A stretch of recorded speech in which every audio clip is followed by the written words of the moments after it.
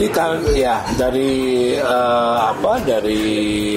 awal tahun ini kita sudah mengeluarkan sekitar 900-an ribu sertifikat elektronik. Ya.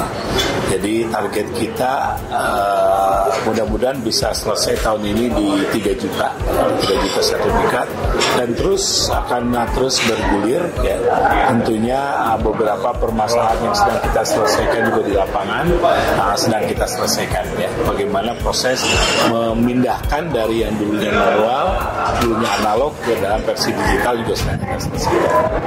Kalau semuanya sih kita sudah punya sekarang 93 juta sertifikat yang sudah kita punya dari total 117 juta yang sudah kita ukur, sudah kita survei. Jadi kita sudah punya data 117 juta bidang tanah yang sudah kita ukur, di antaranya itu 97 yang sudah kita tentukan sertifikat. Itu yang ke depan targetnya akan kita konversi terus.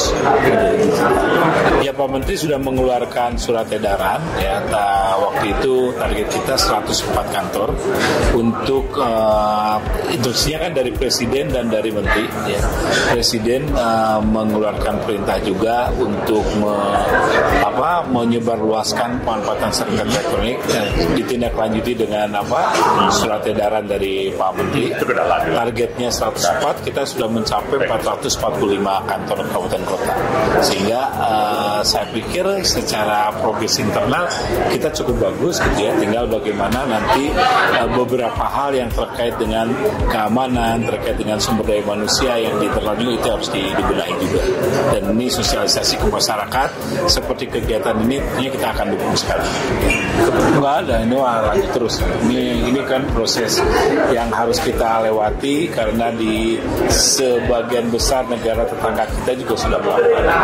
Dan ini bagian dari proses kita bertransformasi masuk ke dalam era digital. Ya. Jadi tetap harus berjalan ini dan pasti akan didukung karena kita juga masuk ke dalam salah satu kementerian yang harus menyukseskan Ina Digital. Ina Digital itu platform digital di kementerian supaya aplikasi-aplikasi itu juga tidak terlalu banyak.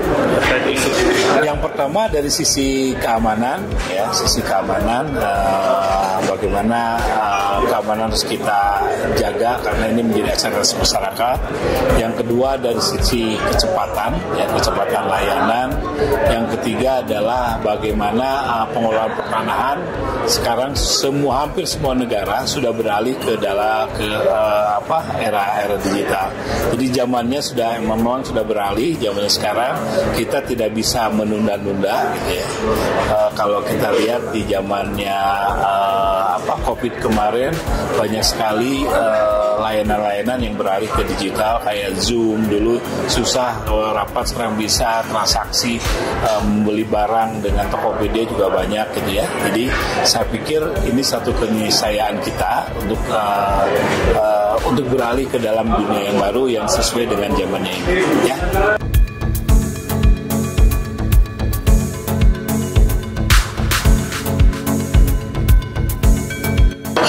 Jadi sebelum saya diminta untuk ikut nimbrung di seminar nasional tentang digitalisasi pertanahan ini, saya survei dulu. Saya survei secara kualitatif melihat respon masyarakat seperti apa. Ternyata respon masyarakat positif terhadap digitalisasi tadi. Artinya bisa mempercepat proses, kemudian layanan administrasinya rapi, dan seterusnya. Tapi mereka khawatir juga. Khawatiran mereka adalah apakah nanti kalau sudah dengan model seperti ini kita tidak memegang dokumen sertifikat, tiba-tiba karena dihack dan sebagainya data kita hilang. Itu kekhawatiran masyarakat. Nah, saya harap kepada teman-teman di BPN untuk meningkatkan bagaimana mengelola data termasuk enskripsinya supaya tidak mudah dihack. Itu yang menurut saya yang paling penting. Yang berikutnya masih banyak tahapan-tahapan pekerjaan lagi yang diselesaikan. Pertama, penguatan SDM pada tingkat operasional itu mereka harus mampu menjelaskan kepada masyarakat untuk menjelaskan bahwa layanan ini memang baik. Kemudian contoh-contoh sering diberikan, yaitu dengan melakukan sosialisasi di tempat publik.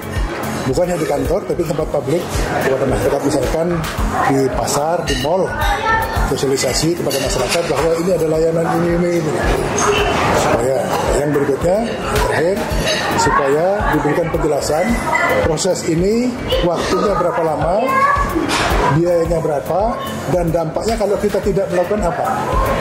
Itu juga dijelaskan kepada masyarakat sehingga masyarakat paham akan hak-haknya.